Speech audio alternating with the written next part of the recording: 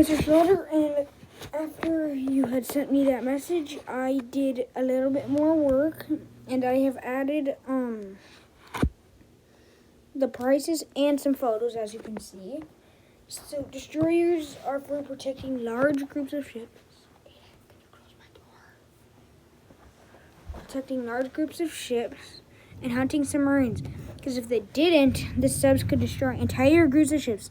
Destroyers are deadly, but they cost $22.5 billion to make. And then they have to hire the crew, pay the crew, and buy ammo for the ship. And on the next slide, aircraft carriers cost $45 billion to make, but are worth the cost. They are floating bases with aircrafts.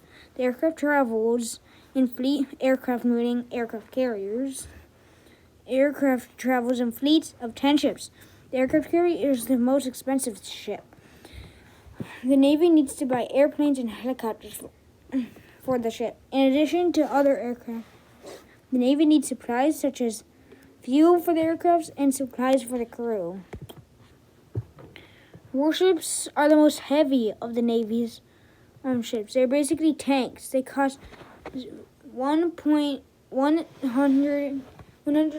billion to make. Warships are the warships will be paired up with aircraft carriers, destroyers, subs, and other Navy ships. The Navy has to buy heavy shells because of warships.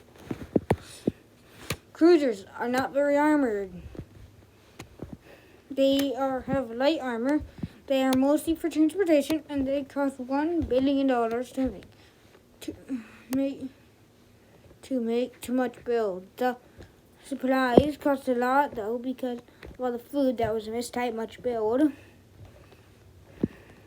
Supplies cost a lot, though, because of all the food and water, and the power and the fuel. Builds up and gets super expensive. Cruisers have light armor. Submarines can go underwater and destroy ships from the underside, which is the most unprotected part of the ship. Nuclear subs are the most deadly because they have torpedoes. They're huge. They cost $120 billion to make. Boot camp for the Navy is hard because you choose your class and you train until you graduate from camp. And then you go become a Navy SEAL or work on a ship. And that is all for my presentation. I hope you like it.